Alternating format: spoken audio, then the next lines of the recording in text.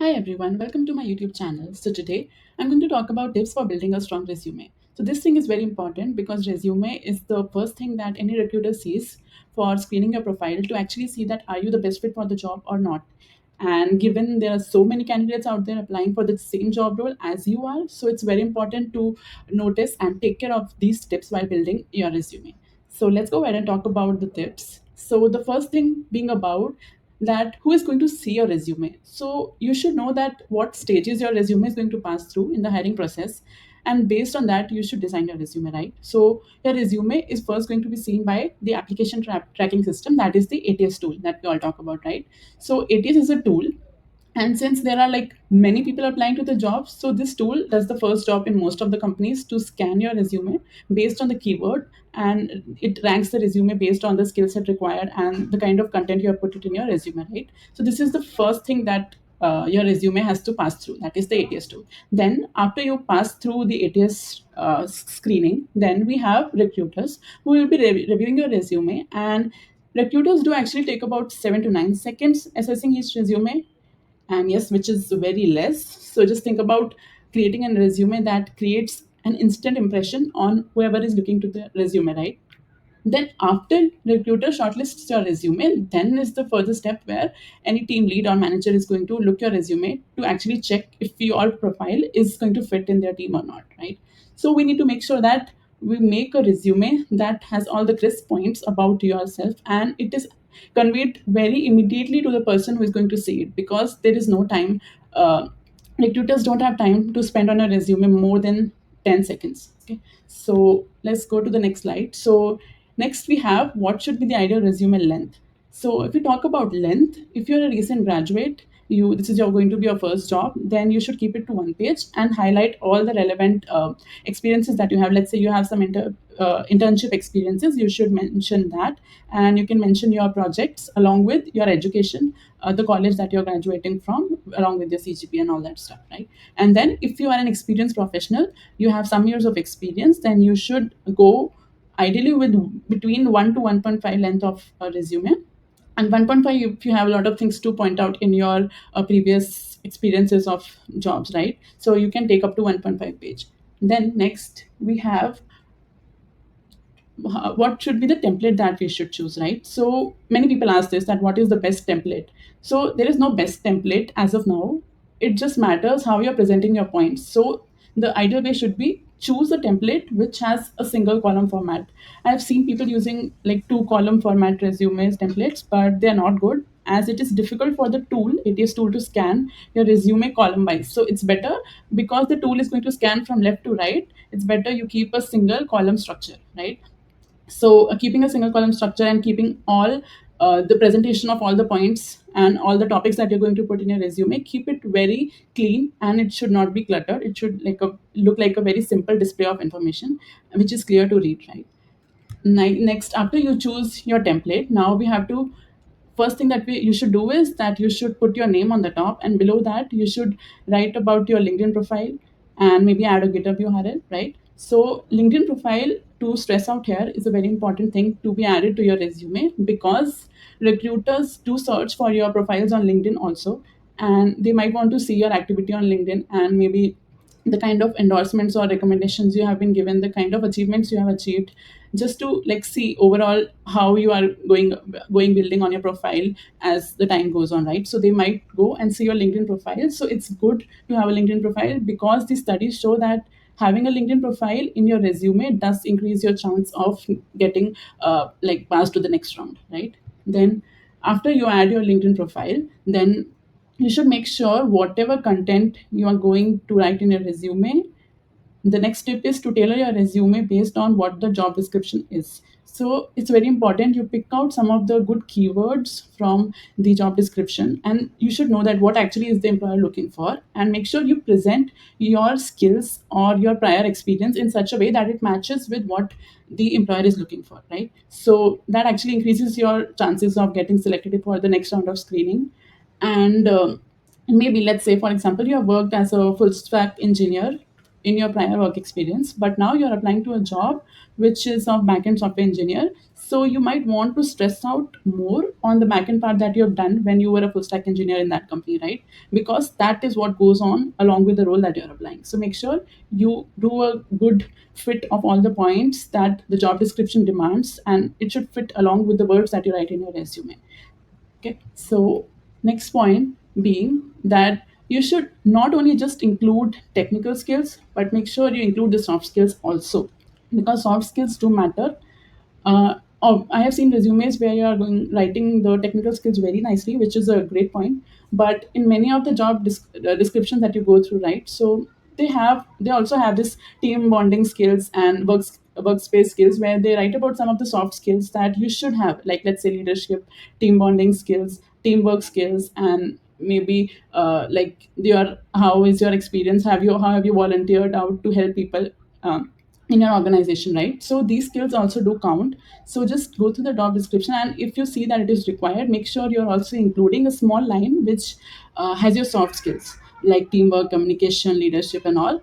And make sure, just don't write them. Make sure when you're talking about your work experience, they are automatically shown by the work that you're presenting in your resume, right? So yeah, and in some of the cases we have remote work adaptability also. Some job descriptions do ask that are you okay with working remote. So make sure in case of applying to those jobs, you also mention, yeah, I'm like maybe remote work adaptability is there, right? And yes, technical skills are always the key to land to any job. Next, you should showcase the measurable results. So quantify what you have done in terms of your past experiences, whether it be your any work experiences in any company or the projects that you have worked on, right? So always see that, like let's say there's an example, use metrics for impact. So quantify what you did by providing some number that actually shows that you did. Because just consider, if you just write that I completed the task of migrating some services, then this can be written by many people, right? So your metric that you're going to provide there is going to highlight how you did it and what was the like impact numbers, that I actually call them as impact numbers. What made you different from other people who have done the same thing, right? So these impact numbers do make a great addition to your resume. Then you can highlight specific outcomes, like what did you do, like how did you do, and what impact at the end it created to the overall org that you report to, right? So this can be included in your workex. And in case of projects, if you're working, let's say, on some building some ML model, you can write about the results, that the like how well was it trained, and about something about your training data and all those stuff, you can write about it. And then you should prefer using strong action verbs that actually describe your accomplishments like very strongly. You don't have to explain it in stories, but these words should be strong enough to describe what you did, right? And yeah, this is the most important one. So there is a common XYZ formula going viral on internet about that. If you want to write something in terms of measurable results, you can use this formula called accomplished X as a measure by Y by doing Z. So here's an example that if you want to say you increase sales is something that everyone will say. But instead, you can go ahead and write it as, use the XYZ structure to frame it as increase sales X by 25%. This is your X, right?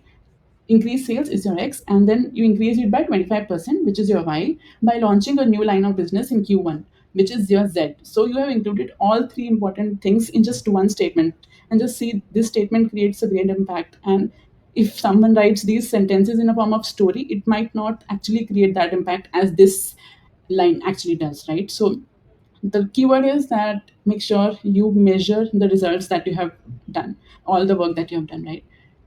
So the next point is that proofread. Like very important part is we finish writing our resume, and we do not actually proofread at the end.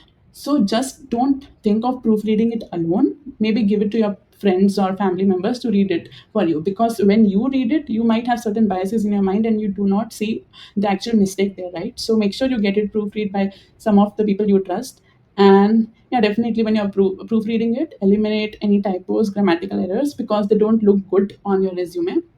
And make sure you know the format of the resume, you have uniform margins, spacing, and the layout is proper. It should not look cluttered, it should be neat and very clear to read, right? And yeah, so you can prefer instead of writing lengthy paragraphs in form of stories, write this bullet points that actually show what you did. No one wants to spend time reading all the stories that you put in your paragraphs, right? Now this is some final things that I put it up here, which is the main goal is to be clear, concise, and to the point. So firstly, only write the information that is relevant to the job role that you're applying. No one is interested in knowing about your hobbies, or maybe you earned some prize in painting competition in your school. No one is interested in learning about it. It should all be related to the, like, whatever is needed as according to the job description, right? And make sure it is your resume is easy to read and understand by using a straightforward language. And yeah, so the most important thing is avoid buzzwords, because I'll tell you what the thing here is, that buzzwords is something which is used by everyone in their resume. Let's say I am hardworking, I am confident, right? So these things everyone will write, but you forget to write how did, like, what did you do in your work that made you seem like you're hardworking or you're confident. Like, you say I have leadership skills, but did you write in your resume that you did something which actually showed your leadership skills? So just by writing the buzzword and writing what actually you did that showed that skill is totally different. So just don't write the buzzword. Instead, go ahead and write what you did in your work experience that made you attain that skill. Like, let's say for leadership, you can write that I leaded a team of 5 people and accomplished delivering an application by the end of the deadline. So that shows that you have attained the leadership skill during your work right? So avoid using such words. So just for an example, so here are some buzzwords that you should avoid in a resume. So first thing is, like, vague or subjective words should also be avoided. That's what I told, right? If don't just write you're responsible, make sure you show that you have been responsible, right? And there are some of the overused buzzwords which everyone writes, like team player, detail oriented, and all of this, because this is something which easily is generated by all the AI tools, and this can be common in all of the resumes that you see around. So recruiters don't want to get bored; they want to see something which is different from other people, right? And yeah, if you see, there are like a lot of things, like it shows, as I talked about leadership buzzwords. You are saying you are a visionary leader, but you have not shown it, then it doesn't make sense, right? So make sure whatever you write in your resume, it is reflected by your work experience or any project that you have worked on in your college. So being truthful is very important, and that is what the recruiters look forward to.